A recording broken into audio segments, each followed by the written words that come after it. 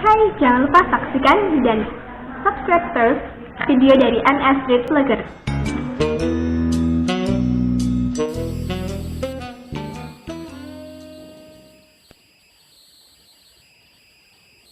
Oke. Halo brother, halo sister, ketemu lagi dengan saya di NS Street Vlogger. Oke, kali ini saya dalam perjalanan pulang ya. Perjalanan pulang ke rumah. Ini sudah ada di lereng Gunung Sindoro, Sumbing ya ini ya. Di lereng Gunung Sumbing di daerah Magelang ya ini ya. Saya mau pulang lewat jalan alternatif, di sana ada Gunung Sumbing. Pemandangannya cukup indah di sini ya. Pemandangan yang ya keren lah. Keren banget ya di sini pemandangannya. Sangat keren. Saya lihat di sana banyak sekali pohon-pohon ya. Masih sangat hijau. Suasana juga masih sangat dingin di sini. Suasana juga cukup mendung ya. Tadi waktu berangkat sebenarnya cerah waktu saya berangkat lewat sini. Jadi saya tadi dari Magelang, dari tempat bisnis, bisnis kayak bisnismen aja ya. Ya maksudnya ya apa ya? Cari bukti aja tentang bisnis baru saya. Semoga bisnis baru saya juga nanti akan berhasil ya. Dan memang bukan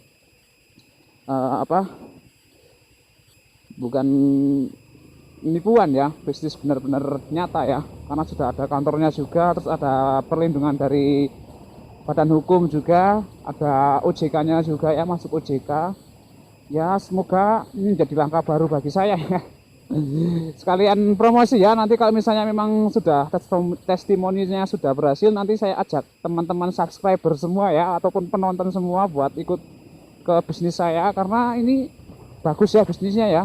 Ini tentang tabung menabung, jadi ya nggak ada salahnya sih kalau menabung itu. Menurut saya memang sudah menjadi kewajiban ya untuk membangun masa depan yang baik.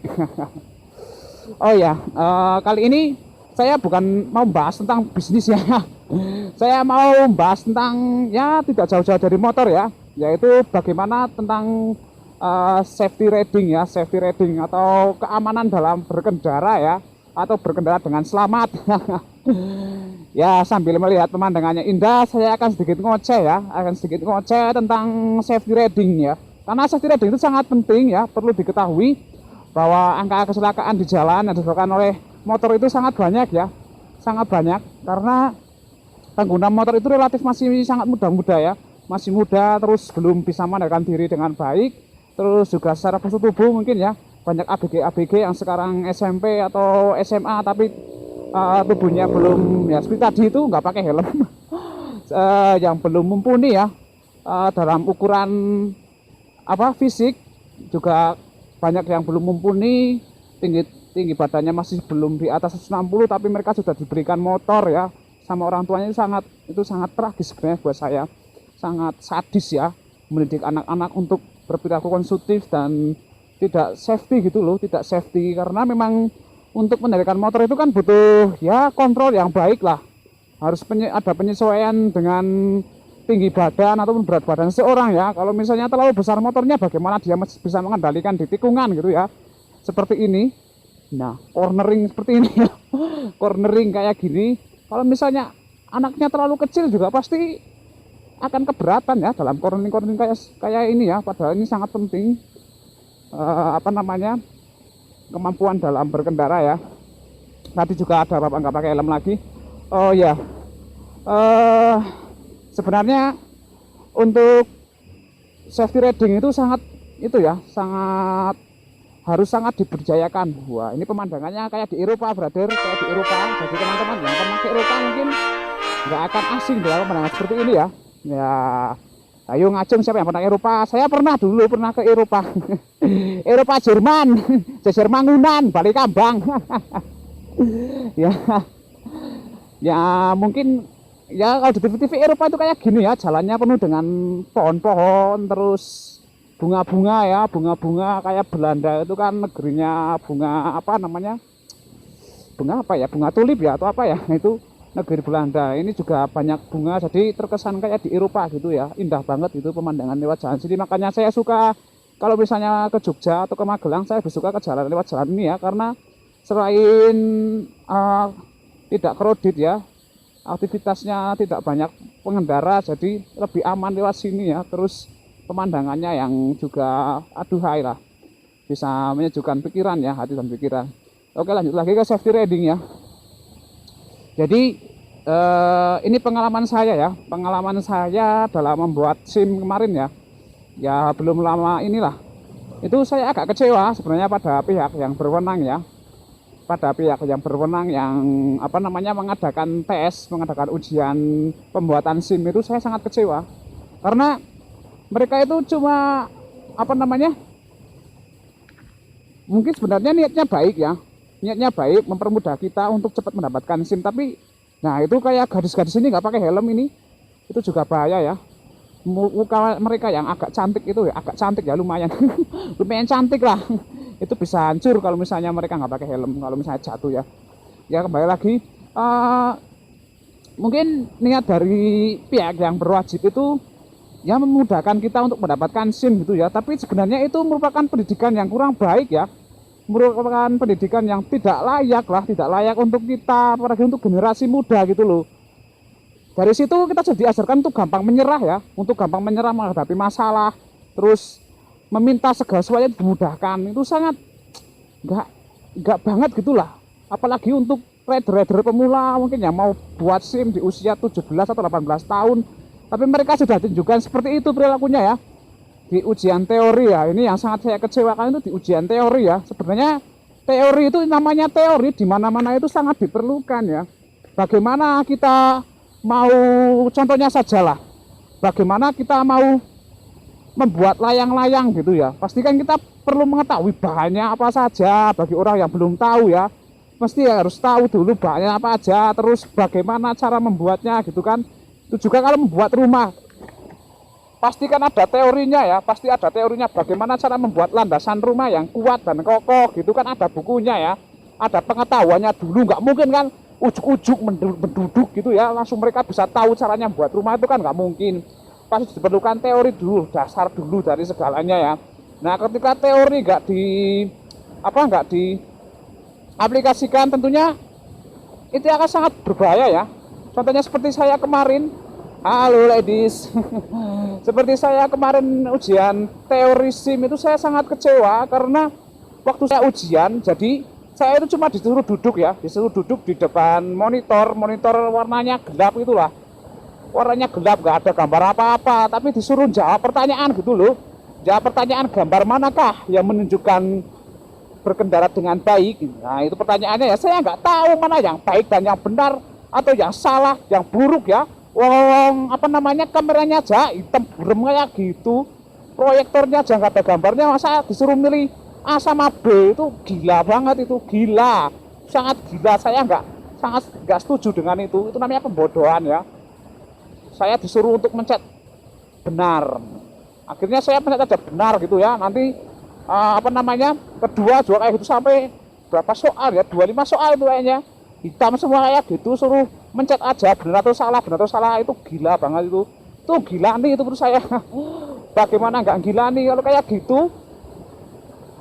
Oke lah, mungkin mereka memang mempermudah kita ya, mempermudah kita untuk membuat SIM, tapi ya nggak kayak gitu banget lah caranya ya. Harusnya itu kalau misalnya nggak disuruh menjawab pertanyaan ya mungkin diberikan penyuluhan gitu loh tentang safety riding atau gimana, bukannya disuruh ujian tapi malah dikasih tahu jawabannya, nggak dikasih tahu soalnya gitu kan. Lucu ya, lucu. Bagaimana kita bisa tahu gitu loh, ada jalan-jalan kayak gini, ada tanda strip kayak gini, itu kita harus gimana? Maksudnya kan kita nggak tahu kalau kita nggak pernah dikasih tahu tentang teori gitu loh. Bahkan di ujiannya aja di blank kayak gitu layarnya, itu apa nggak gila ya?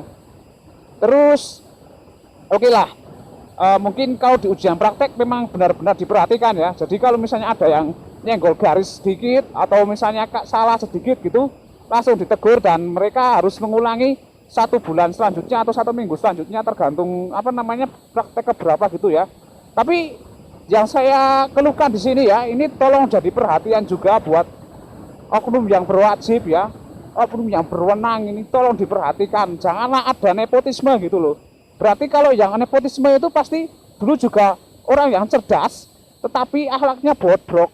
Kayak ujian SIM ini, mereka bagus dalam praktek tapi nggak tahu teorinya, seperti bapak itu nepotisme itu ya. Jadi kemarin itu ada, saya pernah lihat, saya tuh lihat dengan mata kepala saya sendiri ya. Orang itu ujian di letter U, di zigzag dia berhasil, tapi di letter U itu dia gagal, tapi langsung diluluskan gitu loh. Apa nggak aneh gitu, nggak aneh. Sementara yang lain sudah sampai di angka 8, cuma gagal sedikit aja langsung disuruh ngulang gitu loh, disuruh ngulang beberapa minggu yang akan datang. Apakah itu nggak nepotisme? Apakah itu nggak namanya korupsi ya? Tolong itu dipikirkan lagi untuk pihak yang berwajib, yang berwenang ya, dilihat lagi. Jangan ada nepotisme di antara kita. Misalnya mau ada nepotisme sekalian aja disuruh bayar aja semuanya buat SIM ya, nggak usah praktek sekalian. Ya gitu ya. Jadi tolonglah dilihat juga. Oke, mungkin ada yang bagus dalam praktek ya, tapi teorinya jeblok, itu juga akan sangat membahayakan orang lain di jalan raya. Bisa dibayangkan aja, mereka yang pintar zigzag nanti di jalan raya bisa zigzag sendiri gitu loh. Itu bisa terjadi kalau mereka nggak tahu teori, terus mereka kurang matur ya, kurang dewasa dalam berkendara, itu pasti bisa terjadi Pak pihak berwenang. Makanya dipikirkan lagi. Ya seperti itulah. Jadi menurut saya itu ujian praktek dan ujian teori dalam pembuatan SIM itu sangat penting ya. Nggak boleh ada salah satu yang disepelekan gitu loh. Harus mempunyai kedua-duanya, karena SIM itu kan lisensi ya. Lisensi atau bukti kita bahwa kita telah menguasai kendaraan kita gitu loh. Baik mobil atau motor ya, atau pesawat juga mungkin ya. Itu kan sebagai bukti. Jadi ya tolonglah harus diperhatikan dengan baik gitu ya. Kalau misalnya memang ingin mempermudah kami untuk mempunyai SIM, sebenarnya mudah Pak Polisi. Kalau misalnya memang banyak yang pintar dalam ujian praktek dan di teori itu jeblok, buatlah penyuluhan saja buat kami ya, penyuluhan pengetahuan tentang safety riding gitu loh. Nggak usah memberikan ujian praktek yang akhirnya ujian teori yang akhirnya nggak dibiasa sama sekali gitu loh, yang di blur layarnya, yang hitam semua itu nggak penting, itu nggak ada gunanya gitu ya, malah mengurangi keefektifan pelayanan ya, karena kan nanti waktunya semakin molor ya ketika kami mengerjakan ujian teori ya. Mungkin bisa aja itu ya, penyuluhan aja di lain waktu gitu malah bagus ya daripada ujian kayak gitu. Ya itu saja ya, mohon jangan tersinggung bagi orang-orang yang punya SIM karena membayar atau karena punya SIM karena cuma lulus ujian praktek ya. Jangan tersinggung, bukan berarti saya gimana-gimana. Yang penting itu kedewasaan sangat dipentingkan ya dalam berkendara. Safety riding itu is first ya. Is first, is important aduh ngomong Inggris kok tak cetuk ya. Pokoknya yang paling penting ya, safety riding itu yang paling utama di jalan raya. Jadi jalan ini itu bukan jalan punya nenek lo, babe lo, mbah lo ya, kakek lo, kakungmu atau budemu ya, tapi jalan ini punya kita bersama. Jadi ya begitulah, safety riding, jaga keselamatan diri kita itu sudah membantu untuk menyelamatkan orang lain. Oke, mungkin sekian dulu dari saya tentang video tentang safety riding ya. Jika ada kesalahan, terus ada kata-kata yang patin celitut atau ada yang menyinggung perasaan mbak-mbak atau mas-mas viewer semua atau subscriber semua, saya mohon maaf. Dan akhir kata jangan lupa di like ya, terus di subscribe, terus di share and comment ya. Oke, begitu aja. Sampai jumpa. Ketemu lagi dengan saya nanti di NS Vlogger di kesempatan yang datang. Goodbye.